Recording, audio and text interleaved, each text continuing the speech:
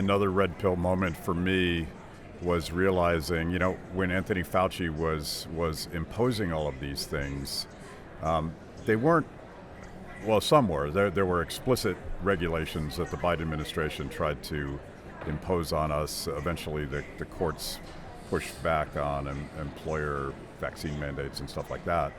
But most of it was not explicit government mandates. It was soft power. It was recommendations that were coming out of the health agencies, and I think, correct me if I'm wrong, that the child vaccine schedule that the CDC recommends is not legally mandated. True. But there's not a single doctor or institution that would refuse to do it because it gets you in big trouble. Is that Right. Is that accurate? That's absolutely right. I mean, let's be clear.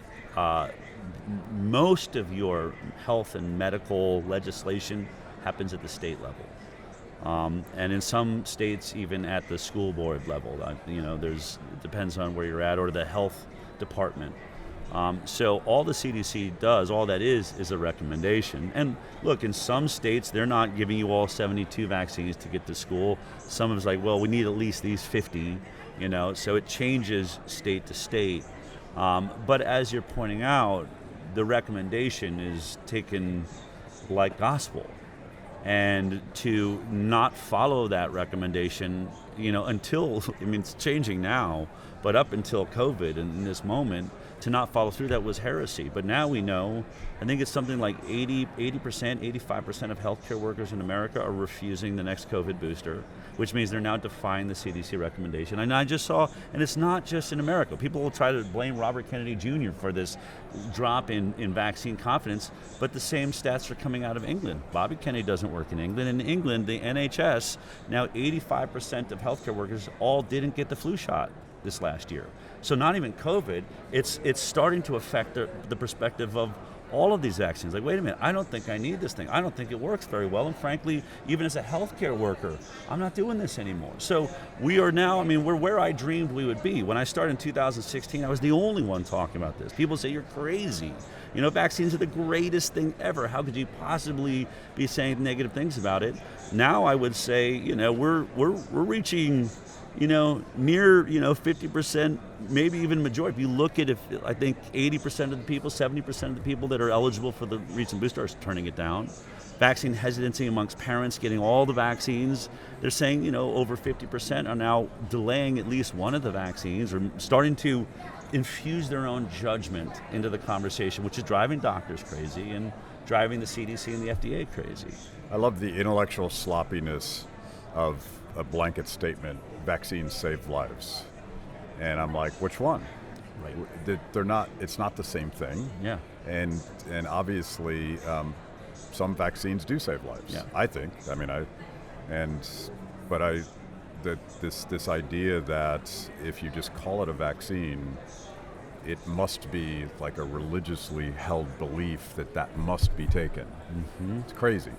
It really is crazy. And the big statement that I would say that I spent the first 7 years of my work attacking one word, safe, of one mantra that was being delivered constantly by the pharmaceutical industry, which is vaccines are safe and effective, full stop.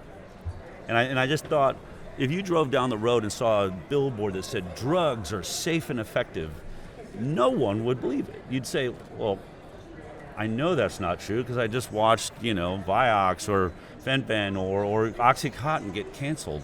So some drugs, probably one I don't even know is injuring someone. We're going to find out about it. So I know it does injure some people. It's not always safe. So we're talking about every drug is safe and effective. You can't make that statement.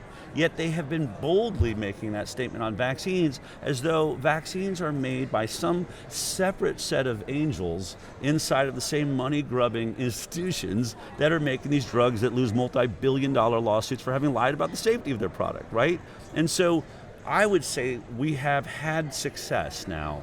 COVID helped a lot. One thing COVID definitely taught people that I was trying to make clear and they couldn't wrap their heads around it, which is many vaccines don't stop transmission. Like, what do you mean? I was like, I know you think that word means I can't catch the disease. There are many vaccines, including polio, Polio does not keep you from catching the disease. It keeps you from having symptoms, but you can be a carrier and you can spread it, which has a whole set of problems that no one wants you thinking about, right? But finally, since COVID, one thing that is definitely understood by almost everybody is some vaccines don't actually protect me from catching the disease. Then, now I have the work to do to show you why that may actually be problematic. Maybe even more problematic than if you didn't take it at all. Thank you for watching Kibbe on Liberty. You can watch new episodes every Wednesday, anywhere that you consume podcasts, on YouTube, on Apple, on Spotify, whatever. Watch, click, like, check it out.